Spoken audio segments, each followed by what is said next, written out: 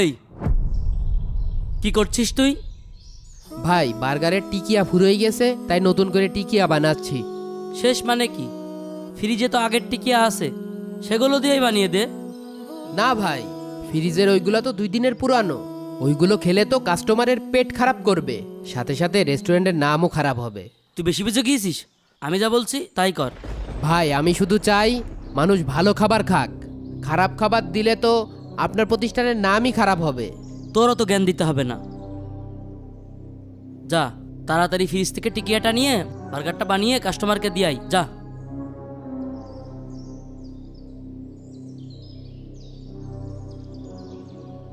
যা তোরা কাজ কর।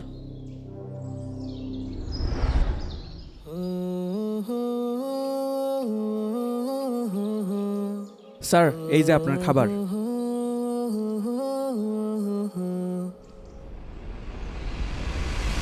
স্যার স্যার, এটা খাবেন না, এটা 2 দিনের পুরাতন। এই বার্গারে যে টিকিয়াটা আছে ওটা বাসি হয়ে গেছে। তাহলে এমন খাবার আমাকে দিলে কেন? স্যার আমি কিচেনে ছিলাম না, ভুল করে অন্য একজন ওয়েটার সার্ভ করে গেছে। স্যার একটু দাঁড়ান, আমি এখনই নতুন একটা বার্গার বানিয়ে নিয়ে আসছি। শোনো, আজ আর সময় নেই। আমি লাঞ্চ ব্রেকে এসেছিলাম, এখন আর পারবো না। সরি স্যার, আমরা সত্যিই দুঃখিত। রেস্টুরেন্ট মানে শুধু খাবার দাবার না, রেস্টুরেন্ট মানে মানুষের ভরসা। আজ সেই ভরসা আমার নষ্ট হলো।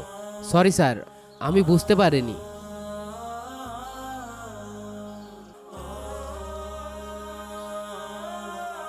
এই আমি তোর কলাম না, পুরনো টিকিয়াটা দিয়ে বার্গারটা বানাই দে। তোর এই একঘেয়েমির কারণে কাস্টমারটা চলে গেল। ভাই খাবারটা খাওয়ার মতো ছিল না, আমি চাচ্ছিলাম যে নতুন করে আরেকটা টিকিয়া বানিয়ে দিতে। চুপ, আমার থেকে বেশি বুঝিস নাকি? এই ব্যবসা আমি 10 বছর ধরে চালাচ্ছি, লাভ ক্ষতির হিসাব তোর থেকে আমি ভালো জানি, তুই না। ভাই লাভের চেয়ে আপনার রেস্টুরেন্টের নামটাই বড়।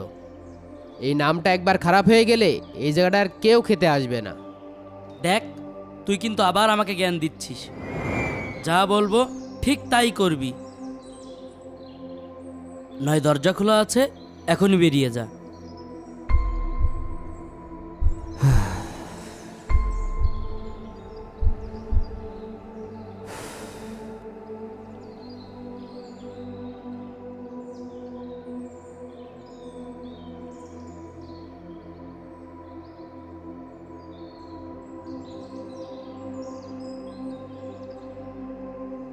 এই ওইটার ওইটা পরিষ্কার কর।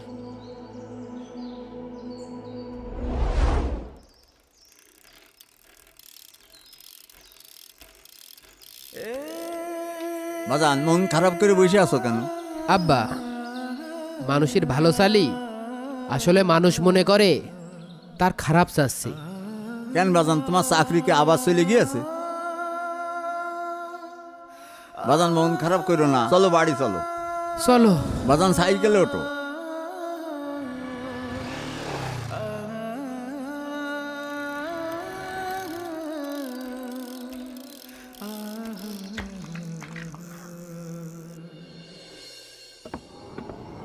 এই এখানে কে আছে? আমি মোহাম্মদ ফারুক হোসেন, ম্যাজিস্ট্রেট আপনাদের এখানকার। শুনেছি আপনাদের এখানে নাকি বাসি খাবার সার্ভ করা হয়। না না স্যার, এটা একদম ভুল কথা। আমরা সব সময় ভালো খাবার সার্ভ করি স্যার। আমি যদি আজকে জরিমানা করতাম তাহলে 50,000 টাকা জরিমানা দিতে হতো, কিন্তু আসলে আমি একটা খবর শুনে এসেছি। কি খবর স্যার? আমি শুনেছি আপনাদের এখানে নাকি ভালো একটা শেফ আছে, সে নাকি ভালো রান্না করে, যার জন্যে আপনাদের এই রেস্টুরেন্টের ভালো একটা সুনাম আছে। এমন সততার সাথে কয়জন ব্যবসা করতে পারে?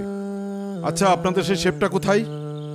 জি জি জি স্যার, উনি উনি তো একটু অসুস্থ, বাসায় গিয়েছেন। অসুস্থ নাকি? আচ্ছা ঠিক আছে, যাই হোক, আমি আবার আসবো। জি স্যার, জি স্যার, আসসালামু আলাইকুম স্যার। হ্যাঁ ঠিক আছে।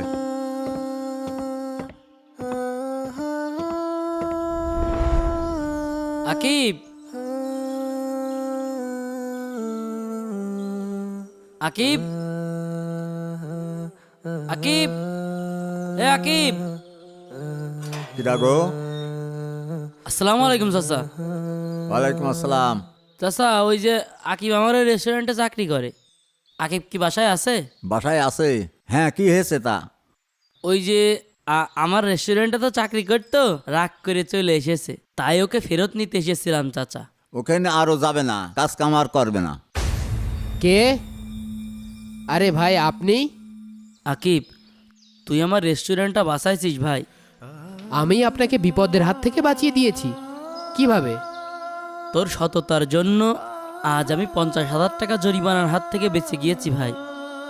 আজ আমি বুঝতে পারছি ব্যবসায় সব থেকে বড় জিনিস লাভ নয়, সততা আর বিশ্বাস, যেটা তুই আমাকে শিখিয়েছিস ভাই। আর তোর সাথে আমি যা ব্যবহার করেছি তার জন্য তোর কাছে আমি মাপ চাচ্ছি। সরি রে ভাই। চল, তুই আমার রেস্টুরেন্টে চল, আজ থেকে তুই আমার মূলধন। চল ভাই, আমার সাথে ফিরে চল। আল্লাহ তাআলা পবিত্র কোরআনে বলেন, তোমরা পরিমাপে ও ওজনে কম দিও না। তাই আমাদের উচিত রেস্টুরেন্ট অথবা যে কোনো ব্যবসায় কাস্টমারকে ভালো পণ্যটি দেওয়া। মেসেজটি ভালো লাগলে শেয়ার করে দেন।